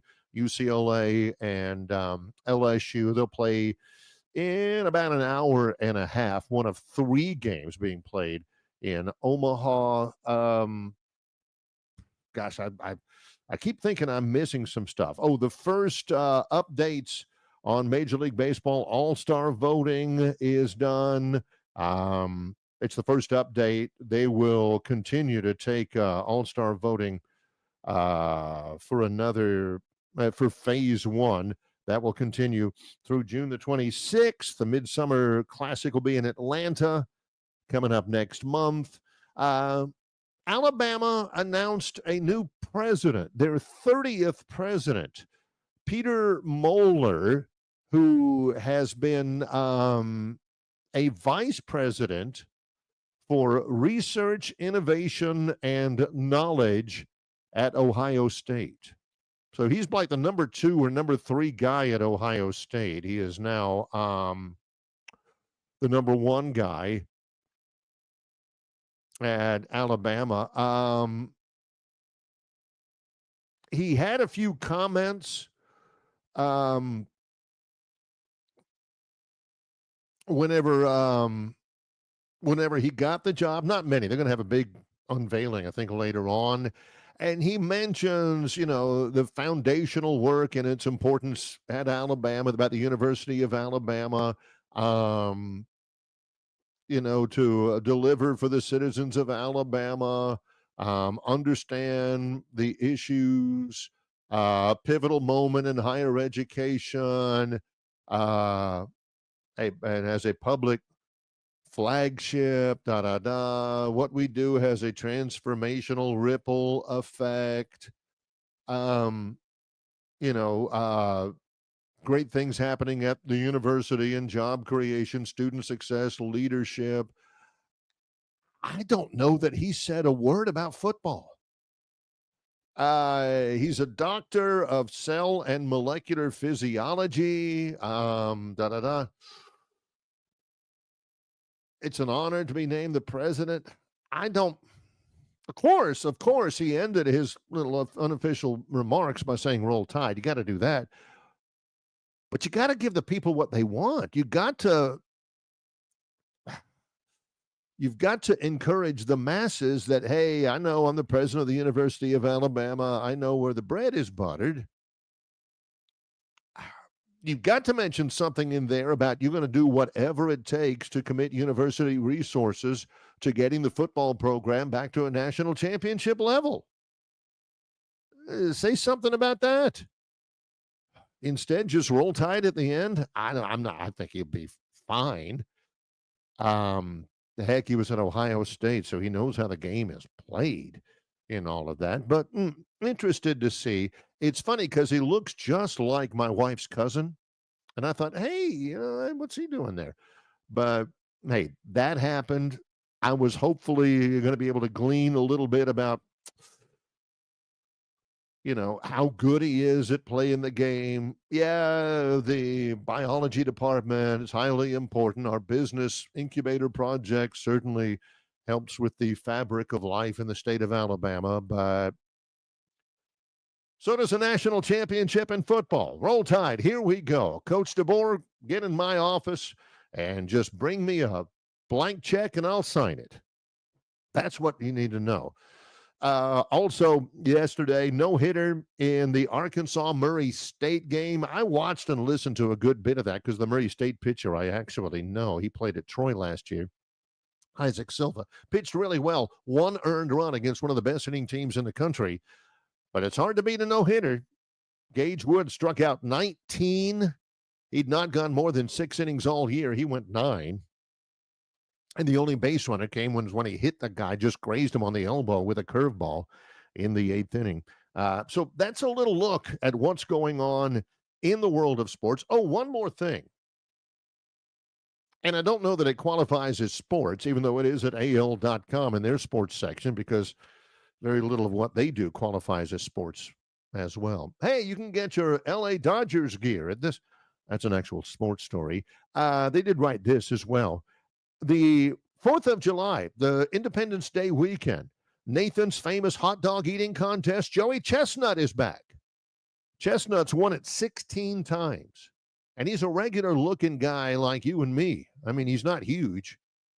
But he is a 16-time winner of the Nathan's famous hot dog eating contest. Got banned last year because he actually was representing some other hot dog. I don't even know what kind of, I guess Oscar Mayer, Hormel, something like that. I don't know, instead of Nathan's hot dogs. So he got banned last year, but he's back. He looking for his 17th straight victory. How does the MRI look on that guy? I mean, he's a regular guy. He's not small, but normal sized guy. You go to the MRI and he's got the stomach of a 700-pound man. Is that right? I mean, you see people sometimes with outsized limbs and organs and stuff. A guy with a huge nose or a guy with off the scale feet or huge fingers or something like that? Can you just be built with a huge stomach? Just, one of those weird things that happens to you? Because that's that guy. I mean, it's unbelievable to watch him. I was once in a chicken wing eating contest when I was in college. And I'm not small. I'm 6'4". And help me with this. He's back. He was barred last year. The 4th of July hot dog eating contest. Joey Chestnut. And then regular guy, if you saw him down the street, you wouldn't believe that's him. I mean, he looks like you and me. I'm 6'4", weigh a little bit over 200 pounds. And when I was in college at the University of Florida, I was in kind of a traditional contest. I was sponsored by this sorority to be in what they called the ugliest man on campus contest. My dad, who went to Florida, he had been in it as well, way back in the day. And one of the things that you could raise money, it was for the teaching hospital, Shands Hospital in Gainesville. One of the ways you could raise money, and it was the person who raised the most money. It wasn't the ugliest necessarily, but they called you the ugliest if you raised the most money. One of the ways you could raise money was a series of contests. One of them was a chicken wing eating contest at a place called Godfather's in Gainesville. And, other people, what they called U-Flags, University of Florida Lesbian and Gay Society. They had a guy that they sponsored in the chicken wing eating contest, fraternities, sororities. The ag fraternity guy sat next to me, Alpha Gamma Rho. And you had to eat all the chicken wings you could in 10 minutes. And at that time, I was about 6'4", about 190. And, you had guys that were next to me that were 260, 270. And I'm thinking, boy, I'm not going to have a chance in this. And they were bringing in the chicken wings hot, not hot spicy, but hot temperature. And I came in second. In 10 minutes, I ate 54 and a half chicken wings. Thought I was going to die. Still the greatest athletic feat of my life, which is not littered with great athletic feats. I can't, and that's 54 and a half chicken wings. 54 and a half. They counted. The sorority were behind me cheering me on, and I was like, nobody touch me for a little while. I just want to sit here. I couldn't imagine eating as many hot dogs as he eats in whatever it is, 5 minutes, 10 minutes. That's inhuman to do that. So, yeah, I mean, I have a couple of odd tendencies. One of them is I love the hot dog eating contest because I've been there. I'm not hot dogs, but chicken wings. Oh, my gosh.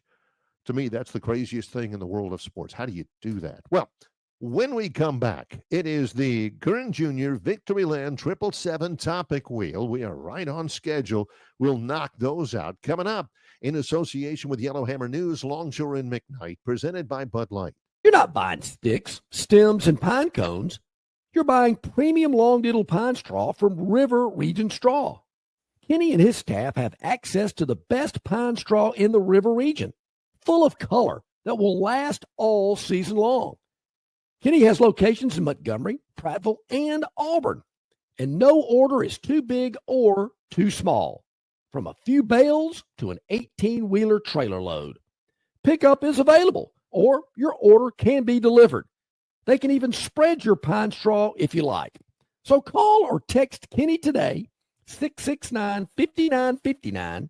That's 669-5959 for all of your pine straw needs. In sports, if you think joy only happens after you win, think again.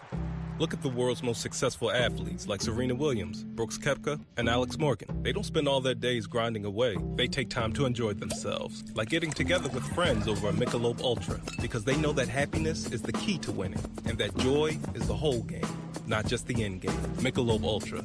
95 calories, 2.6 grams of carbs. It's only worth it if you enjoy it. Enjoy responsibly. AB Michelob Ultra Light Beer, St. Louis, Missouri. Don't miss your chance to win big at Victoryland Casino. Play the latest, hottest, most exciting games around with fun bonuses and big jackpots. Don't miss out on your free play. Stop by Player Rewards today and check out this month's exciting free play promotions. Come see why our players keep coming back. You'll have more fun at Victoryland Casino, where you can be a winner too. Victoryland Casino, located off I-85 exit 22, Shorter, Alabama. Must be 21 or older. Again, tomorrow on the show, definitely C.J. Duncan, Yellowhammer News, Chris Stewart, voice of the Alabama Crimson Tide, will join us. It'll probably be a little bit before CJ's visit, which is scheduled for 8 o'clock tomorrow. Big doings on Thursday at Stivers, Chrysler Dodge Jeep Ram in Prattville on Friday. Right now, though, time for our Gurn Jr. Victoryland 777 Topic Wheel. I think we got 5 today. Yep, 5 topics. Again, I don't know what they are. This is all knee-jerk, immediate reaction to each one of the topics as curated by our executive producer for external affairs, Gurn Jr. Here we go. Let's roll it. Presented by Victoryland 777 Casino, just off I-85 in Shorter, Alabama, exit 22, where you can be a winner to 100.2. Is that somebody's temperature? 100.2. Let's see. I didn't mention that. Out of all of the things, Shohei Ohtani made his first pitching start. He's already the reigning National League MVP, but he was a little rusty. He hadn't thrown since 2023 in a real live game, but he got over 100. 100.2 miles an hour on, his 10th pitch. His 17th pitch came at 99.9. He is the best player of our generation. I am a believer in that. And I know baseball history. What he has done at the plate is unprecedented. Couple that with, what he's capable of doing on the mound. He had the arm injury last year. They shut it down, and he was just the DH last year. He's been the DH this year. But what he can do, stole 40-something bases last year, hit 50-something home runs. You couple that with the fact that when he gets right, when he gets fully acclimated to being a starting pitcher, he's going to be as good a right-hander as there is in the National League. Throwing 100 miles an hour, throws, I think, 4 different pitchers, including some of those exotic pitches that, some of the Japanese players, have had reinforced to them when they're growing up. I'm telling you, it is unbelievable. There were some questions because of the arm injury last year. They kind of hurried him into this start, I think, to sell tickets. But he had like one bullpen session, one simulated game over the weekend, and then boom, here he goes. He's throwing 100. Let's get him out there. And yeah, he's throwing 100 right now. You put him, and they've had lots of pitching injuries. They got 14 pitchers on injured reserve right now for the Dodgers, including Blake Snell and some of those guys. So yeah, that will be a big deal looking into the future. He's throwing 100. Watch out for Ohtani. He is the big X factor for the Dodgers and their pitching staff. All right, there we go. That's a good one. And I love the titles. Gurn comes up with the topics. He comes up with the titles. 100.2. How many of you knew he was talking about Shohei? But that's applicable. Here we go. Back to it. Another look here at 4 deep. 4 deep. Again, one of those, oh, yeah. The Browns, they got 4 guys. Flacco, Pickett, Dylan Gabriel, Shedeur Sanders. Flacco has done the most. He came in last year and basically saved the season. Kenny Pickett, he was a first-round pick, and he hasn't, they basically handed him the job in the Pittsburgh, didn't do it, was a backup last year for Philly, won a ring. He just hasn't done it yet. Dylan Gabriel, who I like a lot, the former UCF, Oklahoma, Oregon quarterback. He's going to be one of those guys that was great college quarterback, not going to be great in the NFL. I'm already hearing that Gabriel hasn't exactly impressed. It's opened the door, I'm telling you, for Shedeur Sanders. They have 4 guys. None of them has the expectation right now that, boom, all of a sudden they're Mahomes and they're going to come out of nowhere and lead the Browns to the playoffs. So what do? You try to keep all four of them, keep the competition going as much as you can, and let's just see if somebody makes the decision easy on the coaching staff. I think it'll just the safe pick is Kenny Pickett. The odd man out, I think, is Dylan Gabriel, because I don't know that he has the arm strength to be an NFL quarterback, but in this day and age, I don't know that arm strength's the most important thing. Flacco is the insurance policy. At least he knows what he's doing out there, even though he's like 42 years old. The guy who has a door opened for him that you're maybe not sure was going to have a chance is Sanders, is Shador. His presence has been good. His confidence has been good. He's made some throws. Is he a guy that can lead them to the Super Bowl? Possibly. I didn't think Jalen Hurts would ever be able to start in the NFL, much less be a Super Bowl winning quarterback. So they're keeping four, or at least that's the early undertones. I think if they cut somebody or trade somebody, it'll be Dylan Gabriel. But yeah, the Browns, they're going to let this play out for as long as they can to see if somebody will just take charge of the issue. 2 down. Let's get back to it. One more spin before a break. One more spin. And let's see what we got before the break. Looking rough. Oh, boy. How many of you guys are, oh, hey, man, been there. I know what that's like. Looking rough. Oh, yeah. Tyrese Halliburton, he left game 4 against OKC with what looked like an ankle injury, but, he went back to the locker room, didn't take long in the locker room, came back and played in game 4.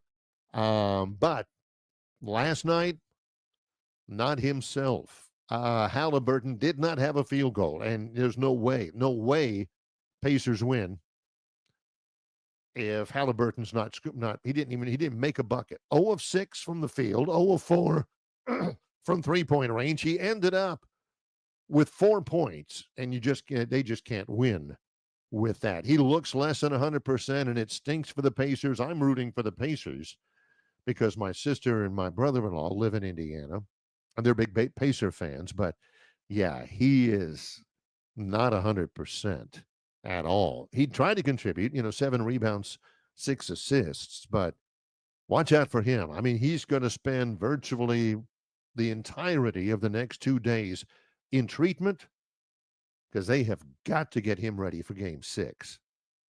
Whatever it takes. It's a calf injury, and if it's a strain, you can ultrasound it, you can heat it, you can wrap it, and you can get something out of him. If there's some sort of a tear or an Achilles or something there, good luck. I think, and again, I hope the Pacers pull it off, but I think game 6 is going to be the end of that one, and that's Thursday night. Yeah, Halliburton, without him, I'm just telling you, they got no chance. They made it competitive. They had a double-digit deficit in the first half. They got it down to 2 in the fourth quarter. They're talented, and they're well-coached, and they're gritty, and they're very good defensively, but they can't win it without Halliburton. Let's take a break. When we come back, we'll wrap it up. The Victoryland 777 Topic Wheel is next in association with Yellowhammer News, Longshore and McKnight, presented by Bud Light. Local banking expertise, the newest innovations and technology, personal attention, genuine hospitality. It's all just part of the Riverbank and Trust difference. They invite you to experience it for yourself. Welcome to banking above and beyond at Riverbank and Trust. Locations throughout the River region, locations throughout the state of Alabama. River Bank and Trust. This isn't going to work. No matter what we say, some people still drive drunk. But we're Budweiser. Giving a damn is what we do. So, if you think it's okay to drive drunk, if you think it's something that's debatable, or you just simply don't care, this Bud is not for you. Give a damn. Don't drive drunk. Enjoy responsibly. Budweiser Beer, Anheuser-Busch, St. Louis, Missouri. The Destin Connection Seafood Market offers the freshest seafood direct from the Gulf of Mexico with deliveries daily. Snapper, grouper, pompano, flounder, copia, along with medium, large, and jumbo shrimp, hand-picked crab meat, and chucked oysters. They can even cook your order for easy, quick pickup. The Destin Connection can make a po' boy with any of their seafood items that folks in New Orleans rave about. Go by and see them at 3750 Norman Bridge Road or call 288-4272 for pickup orders.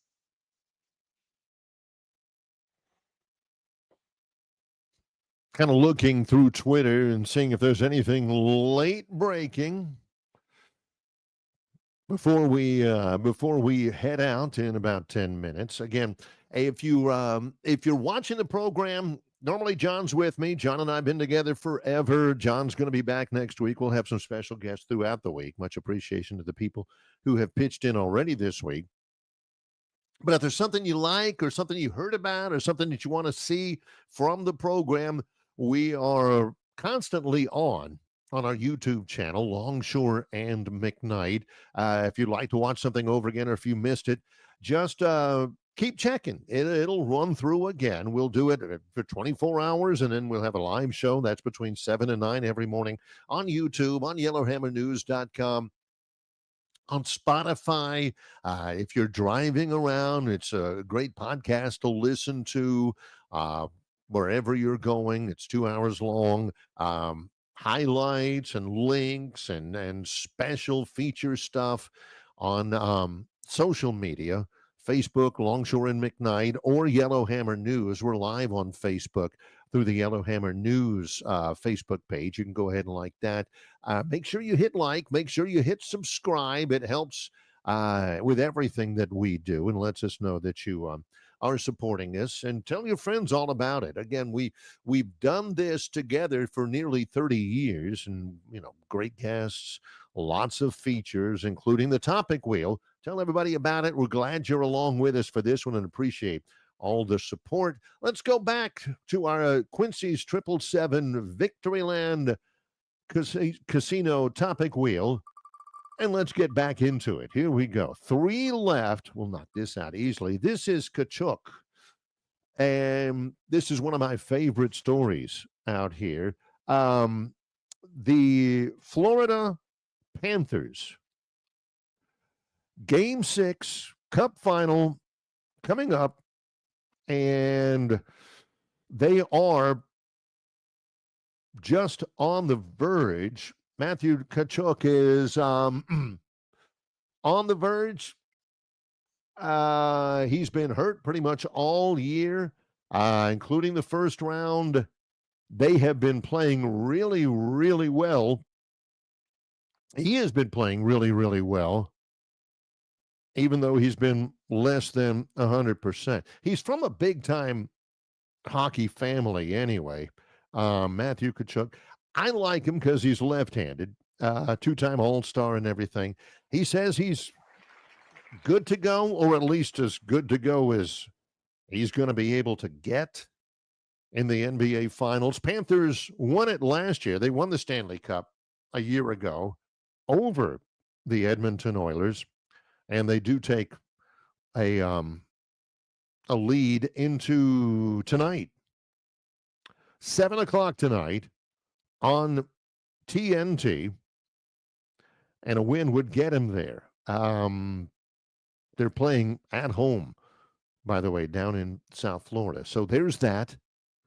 Let's move on in the topic. Well, that's one of the great things I love about Gurren Jr. He's widespread. I mean, he follows it all. I love a hockey take, especially in the Stanley Cup Finals. I like hockey. I just have never called it before. Ejection as opposed to dejection. Oh. Torey Lovulo is the manager of the Arizona Diamondbacks. His son is incredulous right now. And same case for Morel. He's now thrown out of this game. Well, here's the replay. I thought he caught it. Was it a catch? I can't tell if there was a slight hop at the end, but Lovello's going to make the most of it. Yeah. It has been a frustrating week for Nick Lovello. Nick Lovello, his dad, Torey, managers have been thrown out of a game.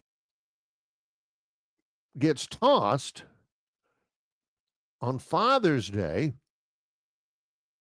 Yeah. Happy Father's Day. His dad's major league manager again for the Diamondbacks. He said, Dad, happy Father's Day. He said, what do you got, man? He said, I got thrown out of the game for you. Ah, that's nothing. Nothing says love to your dad on Father's Day more than getting thrown out. I did not know. I remember Torey Lovullo as a player, and he's been, fairly successful for the Diamondbacks. He's gotten thrown out a few times. He's got a reputation as being a little bit of a hothead. I did not know he was old enough to have a son that's in the minor leagues. I got that. Okay. Yep. So there you go. Managing in the High A South Bend Cubs. They're playing in Fort Wayne. South Bend is a great baseball town, by the way. It's not just Notre Dame. They got great baseball in the minor leagues, but it's High A. I've broadcast in Low A before where it can be a little bit difficult. All right, we got one more on the topic wheel. Let's spin to make it official. Bad deal. Goodness, what could this be? Bad deal. I love just the intrigue. Oh yeah, I wanted to bring it up yesterday, but we got busy with everything else. Okay, Rafael Devers is like a 2 or 3 time All-Star for the Boston Red Sox, right? He's played short, he's played third. Well, they've had injuries at first base. And all year, the Red Sox have been trying to get him to agree to play first base. He says, I'm not doing it. I'm not doing it. That kind of soured their relationship. So go back up to the top. They traded him. Ended up going to the Giants for Jordan Hicks, who's a good player, Kyle Harrison, and more. But Devers is gone from the Red Sox. And again, he's an all-star. He is a great player. He might be the best player on the Red Sox team, but he was not going to play first base. I mean, he just signed a contract extension. He's making like $30 million a year, but he's going to tell them what he is and is not going to do. So, they signed Bregman during the offseason. Devers was no longer going to play defense. He was going to be the full-time DH. But their first baseman, Tristan Casas, got hurt. And they said, hey, take a few ground balls at first base. We might need you. He said, the heck with that. Forget about the good of the team. Forget about me earning my $30 million a year. I am not a first baseman. And so, I mean, it got acrimonious. And finally, the Red Sox traded him. The reason why Gurren Jr. is labeling it as bad deal was, did the Red Sox get fair market value for him? Did their dissatisfaction with him, their dislike of him, their need to just get him out of there because he'd been kind of a cancer in the clubhouse during all of this, did that prevent them from getting as much as they should have gotten in return? I think it did. I think they were so cognizant of just getting him out of there. Look, Hicks is a good player. I'm familiar with him, but did they shoot their own selves in the foot by not trading for a first baseman? That would have been probably a bad precedent to set. Okay, we'll play you exactly where you want to be played. I don't think they did. Now, the Giants totally get it. The Giants, they're sitting pretty. They needed somebody like him, and they'll take most of the money. I mean, they'll pay most of the money that he was, owed by the Red Sox. They'll take over all that. The Giants are in a snake pit of a division with the Dodgers and the Padres out there. So this is a difference maker for them. But for the Red Sox, yeah, I understand why Gurren Jr. labeled that piece of the pie, that piece of the wheel, as bad deal with a question mark on it. Very likely it was not a good deal for the Red Sox. Now the Red Sox are positioning their fans and their season ticket holders. No, we're not giving up on the season. No, we still have plans on making the playoffs, even though we just traded away our best player for less than market value because we couldn't get him to do something for the good of the team. Well, really good Victoryland 777 topic wheel. I love that aspect and that feature of our program. You get to kind of branch out a little bit, especially during the summertime when we're not 24/7 in football talk. We talk about the other stuff as well happening in the world of sports. Tomorrow, we'll do that even more. Our Wednesday show promises to be really good with the voice of the Crimson Tide, Chris Stewart, joining us tomorrow. Also, C.J. Duncan from Yellowhammer News, former NFL player, former Vanderbilt Commodore, always brings great content to the show. We certainly are looking forward to that. On Thursday, of course, Jason Caldwell, auburnundercover.com, plus a visit with Rodney Orr, the Tider Insider. Friday, live at Stivers Chrysler Dodge Jeep Ram in Prattville. Special guest on Friday. We're going to talk a little bit of golf on Friday. We're going to talk a little bit of house settlement on Friday, too. At least those are the plans. Much appreciated the time spent by Travis Ryer from Ryer on YouTube on the show today. Brian Matthews, auburnsports.com as well. Great contributions from Gurin Jr., our producer. I'm Barry McKnight. In association with the Yellowhammer News, it's Longshore and McKnight, presented by Bud.